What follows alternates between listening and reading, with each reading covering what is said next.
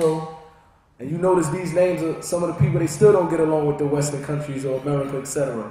Another member, he gave the name, Tupac changed his name to Machiavelli after the artist. And when I was young, I had a very bad temper. And when I met Tupac, I came with that attitude like the world owed me something. And Pac used to always tell me that you have an attitude as if I even owe you something. I'm trying to help you and you acting like I owe you something. And I had this attitude, even my parents used to always say, we get it from my Spanish side of the family, my African-American side of the family. Whenever me and my little brothers or my brothers, we display some anger, they say, you crazy Cubans, Puerto Ricans, just like your mother, etc. But Tupac had a joke. He said the reason why I had this attitude and this temper and I carry myself in a certain way is because I had the short man complex. He said it was because of my height. And he said, in his other words, it's called the Napoleon complex after the French Emperor Napoleon Bonaparte. So that's how I got the name Napoleon. After he put this rap group together, we went from being the Dramacidal, Young Thugs, Outlaw Immortals, and we ended up just changing our name to the Outlaws, and we never changed it after that. The first record that I ever performed on, it sold 4 million records worldwide. But right at that time when things was running smooth, everything was going on the right track, I remember Tupac, he was going back and forth from a lawsuit in New York City, and he happened to one day walk into an elevator. When he walked into this elevator, 2 gunmen followed him in the elevator. They pulled out 2 guns. They shot him 5 times, and they took $40,000 worth of jewelry from Pac. A few weeks later, Pac got arrested from what he was going to trial for, and he spent 1.5 years in prison. Now, while he was in prison, he got approached by a guy by the name of Suge Knight. How many of you guys heard of Suge Knight? He got approached by a guy named Suge Knight. Suge Knight was the CEO of a record company called Death Row Records, and he was known to have a reputation on the streets. Death Row Records put an artist out by the name of Snoop Dogg, and they also put the artist out Dr. Dre. So Suge Knight, he was a guy that was about 6'7", 365 pounds. He wore all red. He come from a neighborhood of Bloods, and everybody around him was some gangsters with muscles, and he carried it himself in a way where the people in the music industry wasn't expecting people to get into the music industry with them type of attitudes. And he knew that if he teamed up with Pac, that basically it'd be all she wrote. So he approached Tupac. They was already friends. He told Pac just got shot by some gangsters in New York. Suge Knight had a little problem with these same called gangsters that did this to Tupac. A few months before that, a good friend of Suge Knight got into it with these same gangsters at a club in Atlanta, and they shot him and he killed them. So he already was familiar with these people that Pac was facing. So Suge told Pac, basically, I want you to sign to my record label. Your enemies will be my enemies. Let's do this together. You don't like this group, I don't like them. Let's put records out, let's team up, etc. He put the $1 million bond out, bailed Tupac out of prison, and he started to make records. One of the things that Suge Knight and Tupac said that they wanted to do, they didn't want to go around killing people, because Suge Knight, he left the streets, started a record label to leave that life alone.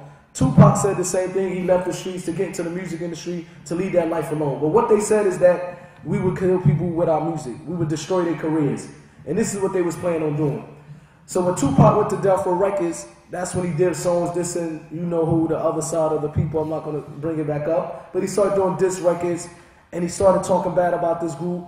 And Tupac always said in the back of his mind that he's not doing it, hopefully, that anybody would get killed. I just want to end their careers, sell a few million records, etc. When Tupac went to Death Row, he also put a record out that sold 20 million records. Now, Pac was making money at this time. He just bought him a house in Malibu, California. He was driving in a Rolls Royce. He was making a lot of money.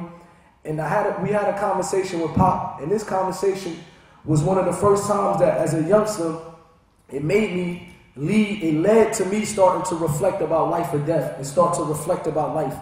Because before Tupac went to Death Row Records, he always spoke about death. He always spoke about how he don't want to live anymore. How he wishes he can die. How he wishes his enemies would kill him. He don't want to come back, etc.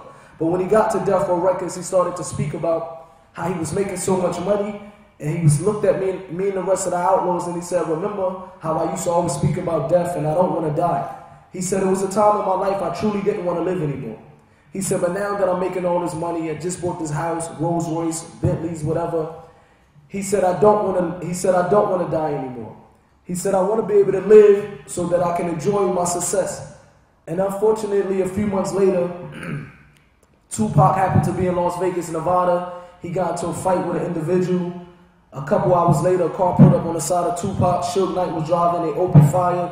They shot Pac 13 times, and he died 6 days later in the hospital. When I first got the call that Tupac got shot, the first thing that went to my mind is, this happened before. Pac is a strong dude. I didn't think that it was in the hand of God at this time. I thought that we was running things.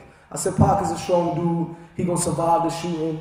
He's gonna get back on his feet. We're gonna do some more records dissing our enemies, and it's gonna be on, etc. When I got to the hospital, when I looked at Tupac lying in the bed, that's when I knew how serious it was. Because Pac was an individual that you can barely ever get him to even shut his mouth. He was always loud. He was always the life of the party. He was always moving. He was always hyper. But when I seen Tupac laying in the bed, and it humbled him, he was in a state that he couldn't help himself. He had all type of wires down his throat. I never ever even expected to see him like that.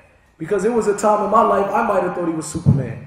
After he took them 5 bullets, the way he always carried guns, the way he carried himself, I wasn't expecting that Tupac would end his life in this way so soon. So after the death of Tupac, some of us decided to go back to New Jersey, me, Gaddafi, and Fatal. The rest of the outlaws, the smart ones, they went to Atlanta to move in a house with Pac moms. When I got to New Jersey, I remember I got arrested, and I told myself once I get out of the cell, I'm going to go get Gaddafi, and I'm going to tell him, let's leave New Jersey. New Jersey is not a good place to be, and let's pursue our career in the music industry. Gaddafi told me, cool, you go to Atlanta, I'll meet you there in a few weeks. I decided to hook Gaddafi up with a little cousin of mine. I had a little cousin that had a rep. You guys know what a rep is, right? I want to make sure we got the same slang words in England and America. You guys know what a rep is? So my little cousin, he was known to have a reputation. Even though he was around 15 years at this time, but he always carried a gun on him, and he was known to use that gun. He'd done it before, and he wouldn't have had no problem doing it in the future. So I told Gaddafi, let me introduce you to my little cousin. He's crazy. If you need anything, he gonna hold you down. So I left, got on the plane, went to Atlanta. Tupac died in September. I left in October. I get a phone call in November that Gaddafi just got shot. And when the person that called me and told me Gaddafi got shot, the first thing that comes to my head is, alright? Matter of fact, who shot him? I had so much anger in me, the first thing that I was thinking about is revenge. And she said, Napoleon, it was your little cousin that shot Gaddafi. So I said, the first thing that came to my head after that is that my little cousin would never pull a gun out and shoot Gaddafi. Maybe it's a mistake, this lady is lying. I got off the phone, I contacted my little cousin, and he played it off very well. He said, no, I didn't shoot Gaddafi. When you hear this news from, man, whoever told you that is lying, this and this and that. A few hours later, Gaddafi passed. I kept getting phone calls that your cousin killed Gaddafi. How can your cousin do this? Gaddafi boys is calling me crying. I called my little cousin back. I said, look here, man, you got people all around Newark, all in Montclair. They keep calling. You got eyewitnesses that said that they seen you shoot him, etc., etc. My cousin admitted that he shot Gaddafi. He said, well, to be honest with you, I did shoot Gaddafi, but it was a mistake. My cousin was high on drugs. He pointed the gun to the face of Gaddafi. The gun accidentally went off, and he took the life of Gaddafi, and he was only 17 years old. My cousin was only 15 years old at the time, and he had to go to prison. He decided to turn himself into prison, and he did 10 years of his life. From 15 years old to 25 years old, that you're going to take so much advantage of your life, my cousin had to spend it in prison. At the same time, me and the Outlaws, we continued to do music. We put a record out on our own, and this record called Still I Rise sold 1.5 million records worldwide. We started to make a little money, and at this time of my life, I started to forget about the death of Tupac, the death of my friends, any type of hardships that I went through. I started to forget about it because I was making money. And at this point in my life, I was able to buy 3 brand new houses. Every time a brand new car would come out, I would be the first one at the dealership racing to get that car. I was living a life, basically everything that I wanted, I had the money to do it. And I started to notice that the more that I started to make money off this industry, the more success that I started to have, I started to feel empty in the inside. I started to go to sleep every single night in a huge house, a big house, by myself. And every night that I would lay my head on the pillow, I would tell myself, how come I'm depressed? I would literally sit there for hours on a pillow with my eyes open saying, I must have not purchased something, or I must bought the wrong car, or I must bought the wrong house, because it have to be something out there that I can buy to make me happy. So I would wake up and I would try to see, I literally thought that happiness was lying in me spending my money in the correct ways. I would wake up and say, well, maybe I need to go to Puerto Rico, maybe I need to take a trip, because I got the houses, I got the money, but I'm missing something. So I need to know what do these other rappers have that make them look happy on television that I don't have. Maybe I need to buy some more bling bling. Let me go buy some jewelry. Maybe I need to buy this car. Let me go get this. Maybe I need to party. Maybe I need to do this. And everything that I was doing to search for happiness, I noticed as soon as I get it, I will be happy for a few minutes, and then I'm back depressed again. And I started to get to the point in my life that